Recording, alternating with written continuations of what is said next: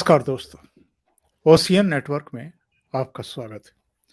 शाम को दिल्ली के मुख्यमंत्री अरविंद केजरीवाल एक टेलीविजन चैनल के प्रोग्राम में थे और वहां उन्होंने ये कहकर के सनसनी फैलाने की कोशिश की कि देश के इतिहास में पहली बार केंद्र सरकार ने किसी राज्य सरकार का बजट पेश होने से रोक दिया है।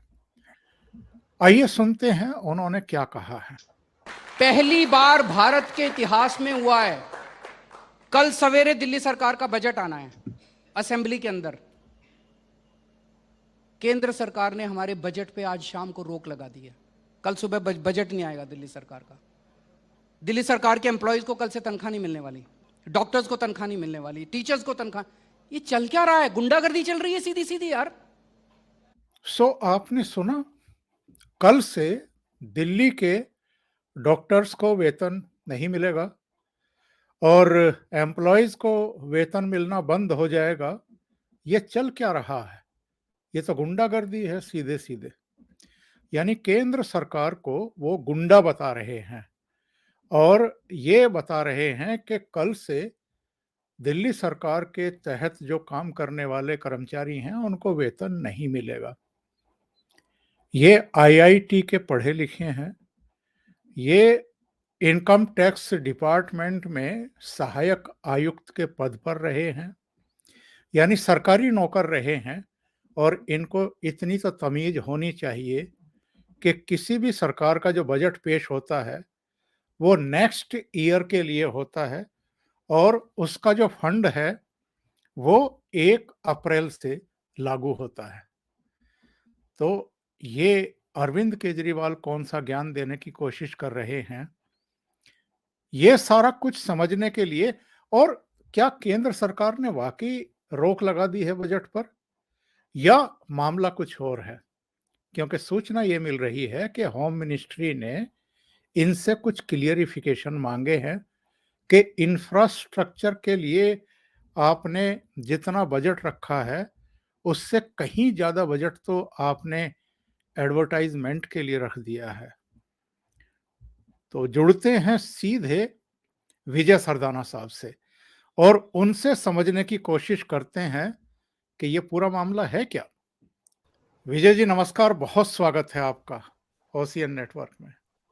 नमस्कार सर।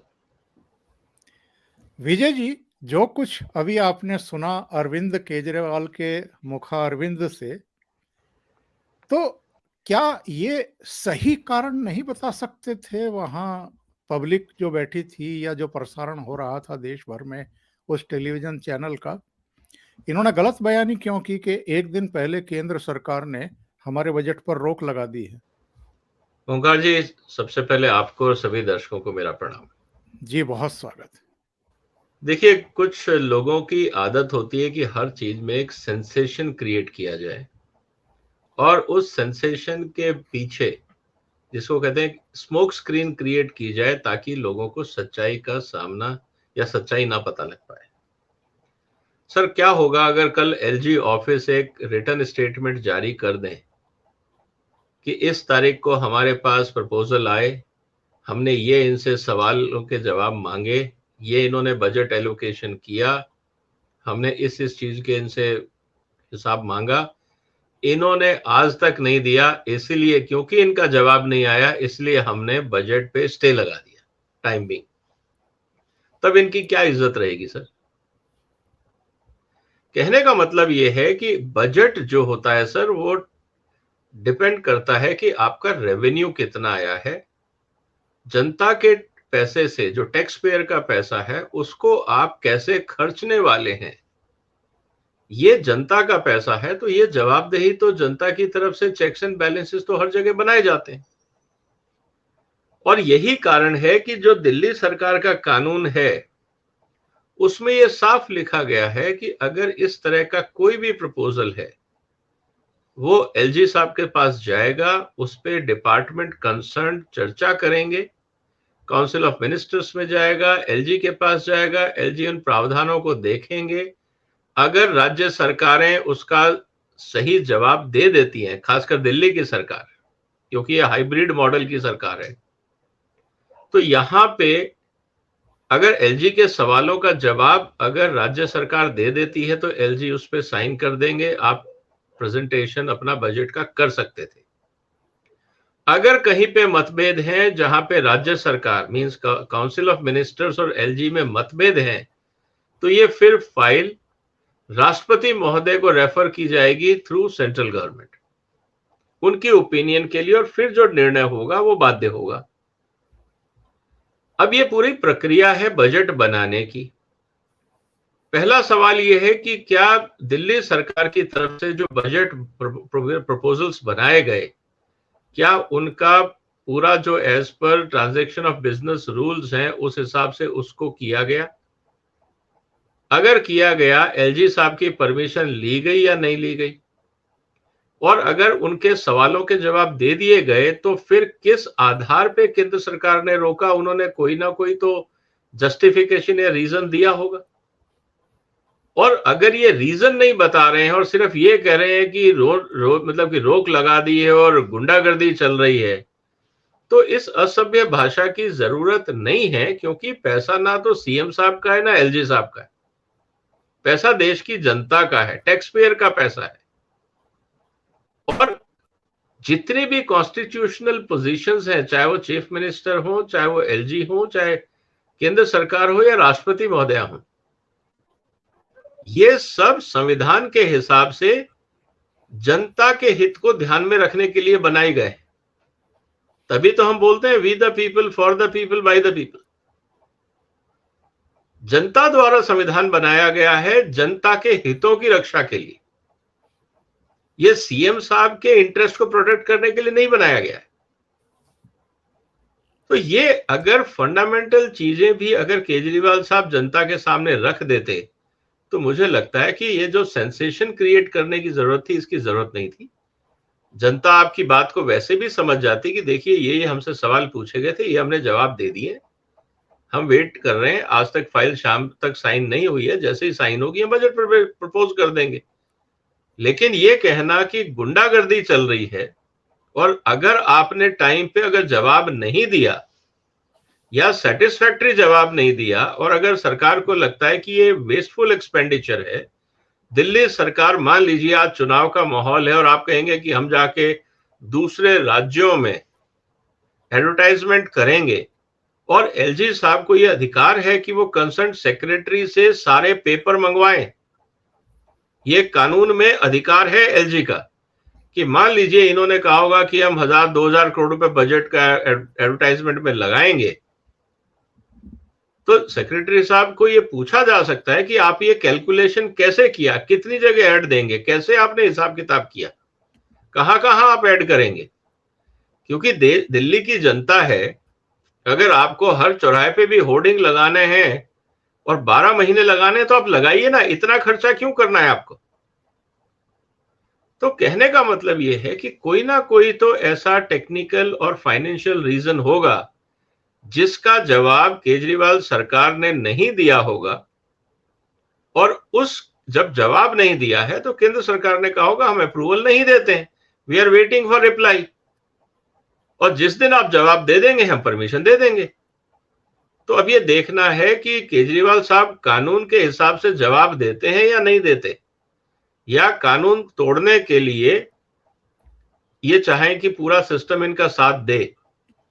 तो अब ये तो कल क्लियर हो जाएगा, क्योंकि जब बात आएगी कि बजट क्यों नहीं पेश हुआ और ये बार बार एलजी पे जब आक्षेप लगाएंगे, तो हो सकता है कि एलजी ऑफिस की तरफ से एक स्टेटमेंट आ जाए कि ये कारण थे इसलिए हमने इनको ऑथराइजेशन नहीं दिया।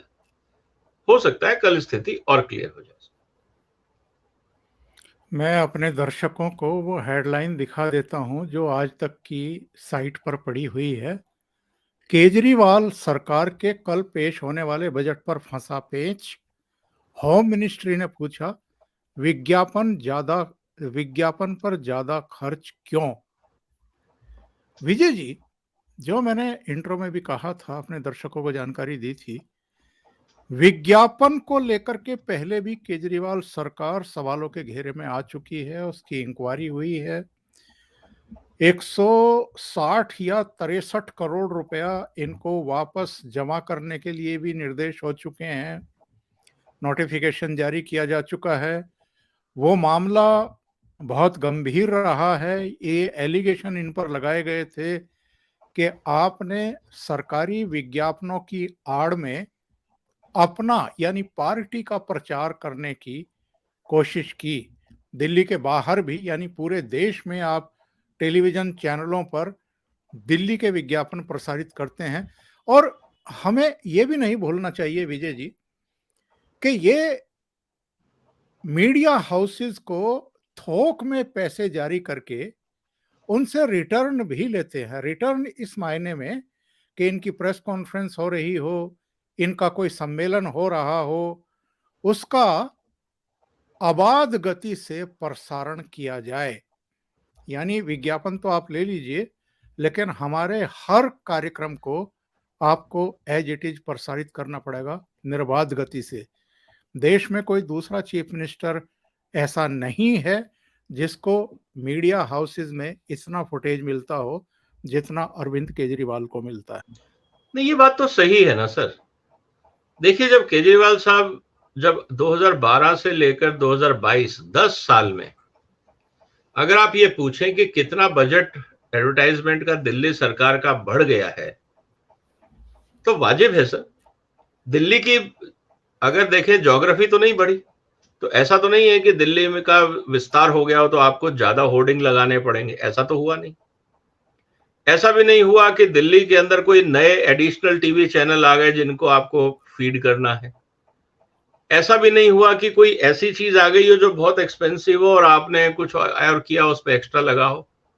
हकीकत यह है कि 2012 से लेकर 2022 तक दिल्ली सरकार का जो एडवर्टाइजिंग बजट है वो 4273% बढ़ गया है। इसका मतलब 4 गुना करीब, अगर आप इसको दूसरे ढंग से भी देखते हैं तो 4 गुना बढ़ गया है। इसका मतलब यह है कि आपने जो एक्सपेंडिचर जो आपका डेवलपमेंट पे होना चाहिए था वो आपने पब्लिसिटी पे लगाया। अब 4 गुना अगर आप बजट बढ़ा रहे हैं, उदाहरण के लिए मान लीजिए कि आज इनका बजट करीब 450 करोड़ के आसपास है 22 में, तो जब आपका बजट करीब 500 करोड़ के आसपास है, तो अगर सर हिंदुस्तान के अंदर मान लीजिए कि 20 बड़े चैनल हैं और आपने ये फैसला कर लिया कि मुझे हर चैनल को 1 करोड़ रुपए महीना देना है, तो सर कितने चैनल्स को आप मोबिलाइज कर पाएंगे? तो कहने का मतलब है, और 1 करोड़ का रेवेन्यू किसी भी चैनल के लिए बुरा तो नहीं है। तो जब आप इस तरह की रणनीति खेलते हैं कि मैं पूरे मीडिया हाउस जो हिंदुस्तान के टॉप मीडिया हाउसेस हैं, मैं उनको 1 करोड़ रुपए महीना दूंगा, मान लीजिए ये मेरी रणनीति है, तो सर मैं साल में 40 मीडिया हाउस को खरीद सकता हूं टेक्निकली। तो टॉप जो 40 हैं, मान लीजिए आप दिल्ली में इतने चैनल तो है नहीं, अगर आप आज जाके स्कैन करेंगे तो क्या आपको 40 न्यूज चैनल मिलते हैं? नहीं मिलते। इसका मतलब यह है कि आप जिस राज्य में चुनाव हो वहां के सारे न्यूज चैनल्स या टीवी चैनल्स जहां पे एडवर्टाइजमेंट्स आते हैं, और सेंट्रल के मतलब कि नेशनल चैनल्स, आप उनको आराम से फंडिंग कर सकते हैं ताकि वो आप जैसा चाहे वैसा काम करें। वो कहा जाता है ना, हिज मास्टर्स वॉइस। तो भाई जो कहा जाएगा हम बोलेंगे, जो कहा जाएगा मुंह बंद रखो हम मुंह बंद रखेंगे। तो ये जो रणनीति है, यही केजरीवाल साहब के ऊपर इश्यू बन रहा है। और शायद यही कहा गया होगा कि भाई आपका जो टोटल बजट है 400-500 करोड़, इस बार कितना है पता नहीं, वो तो अब सामने आएगा, कि 500 करोड़ रुपए आपको किस लिए चाहिए। मसलन हर हफ्ते आपको 8 से 10 करोड़ रुपए, रोज आपको 1 करोड़ से ऊपर टैक्स पेयर का पैसा सिर्फ एडवर्टाइजमेंट में क्यों लगाना है? ये सवाल है। तो कहने का मतलब ये है कि इसीलिए हो सकता है कि टेक्निकल ऑब्जेक्शंस हो और केंद्र सरकार ने या एलजी ने कंसर्न सेक्रेटरी से डिटेल मांगी हो कि आप हमें बताइए कि ये खर्चा आपने जो किया इसका कैलकुलेशन क्या है, कहाँ कहाँ कैसे कैसे आप इसको खर्चेंगे, कौन सी स्कीम आप करेंगे, और जो चीज एंटाइटल्ड है, फॉर एग्जाम्पल अगर आपका एंटाइटलमेंट है, जहां अवेयरनेस की जरूरत है, आप जरूर करिए।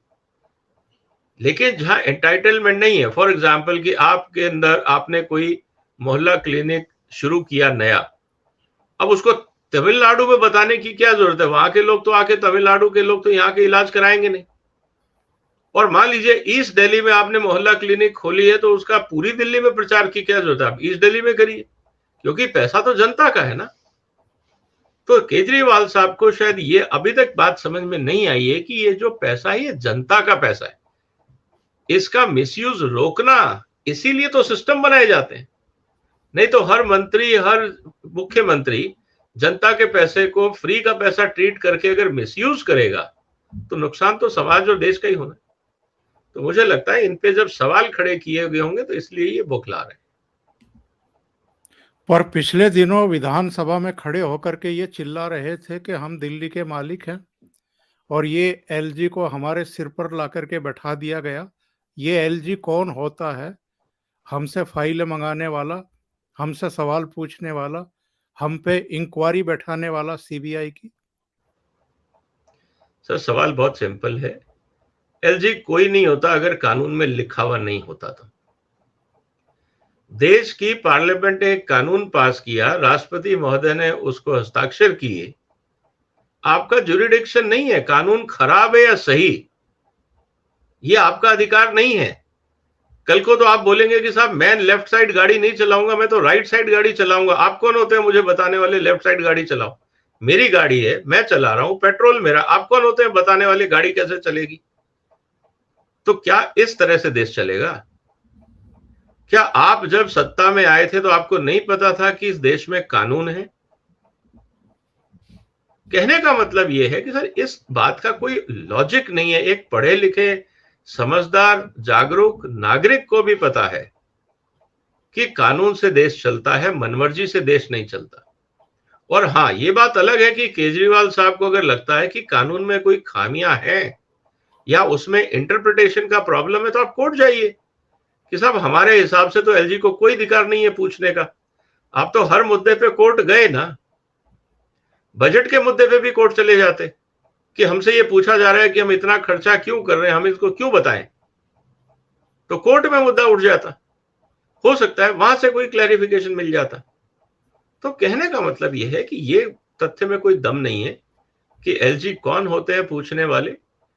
एक कानून है, कानून के हिसाब से कल को आप बोलेंगे सेक्रेटरी कौन होता है नोट बनाने वाला, काउंसिल ऑफ मिनिस्टर्स कौन होते हैं पूछने वाले। मैं चीफ मिनिस्टर हूं, मैंने ओके कर दिया, काउंसिल ऑफ मिनिस्टर की क्या जरूरत है? लेकिन वो आपको करना पड़ेगा क्योंकि प्रोसीजर वही है। लीकर क्राइम जो आपका घोटाला हुआ है, शराब घोटाले में हुआ क्या? आपने वही कानूनों का उल्लंघन किया जिसके कारण मनीष सिसोदिया सब फंस गए।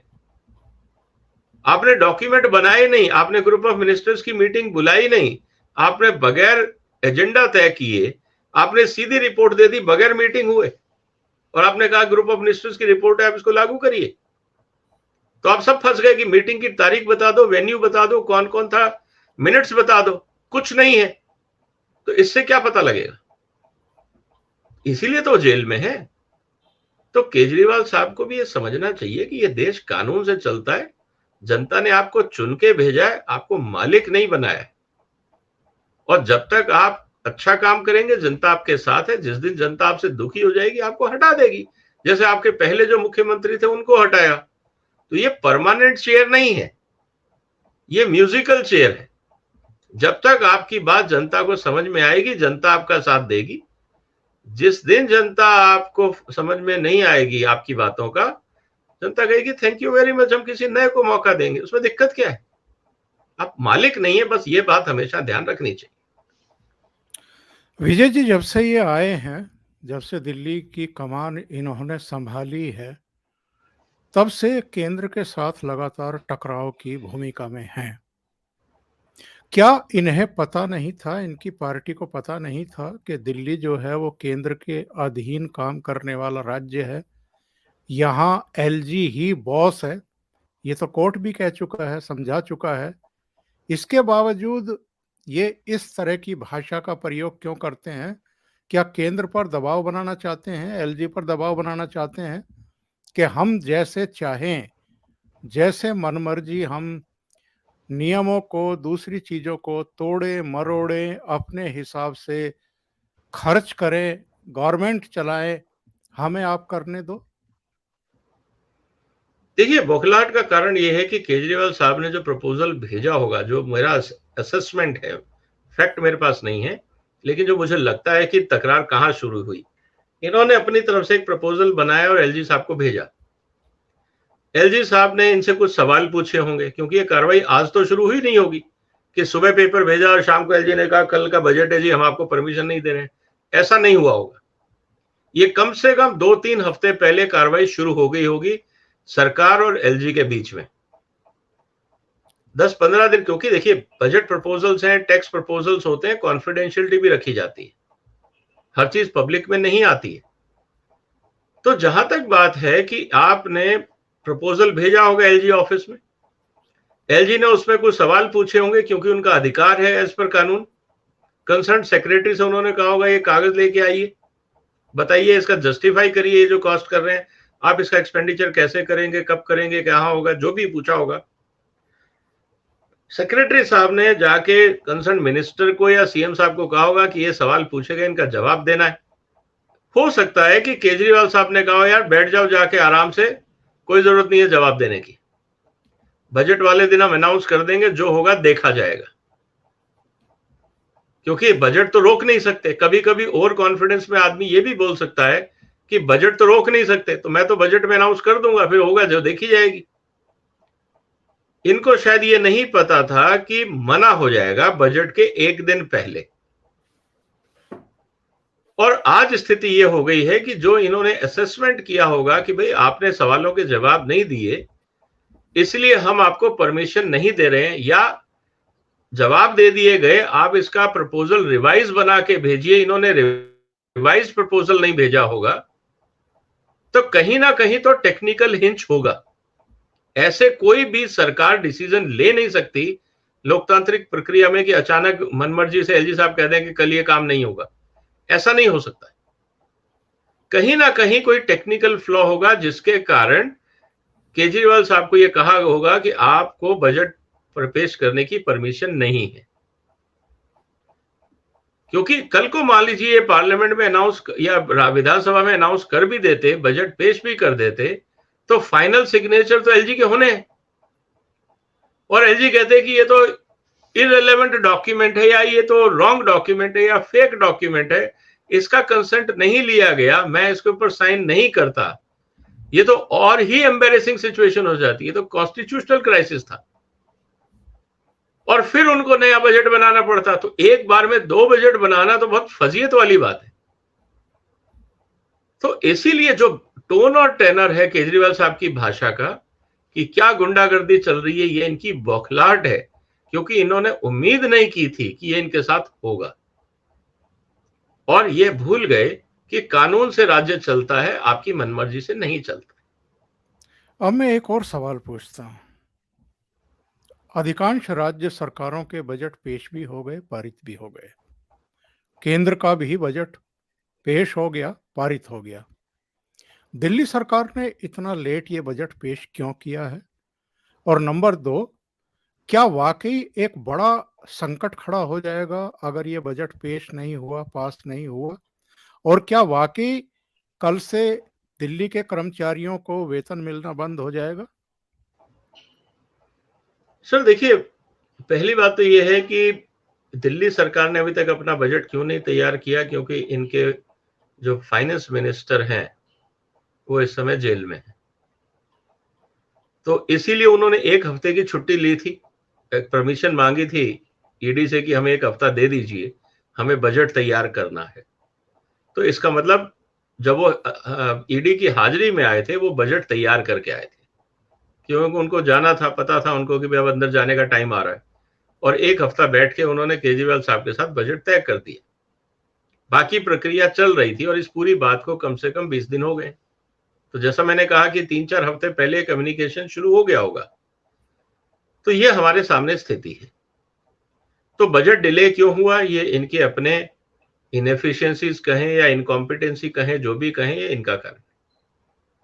दूसरा, इन्होंने जवाब नहीं दिया, तो हो सकता है कि इनसे सवाल जवाब किए हों तो एलजी ने, फिर होम मिनिस्ट्री ने, राष्ट्रपति की तरफ से, तो इन्होंने जवाब नहीं दिया होगा तो डिले हुआ होगा।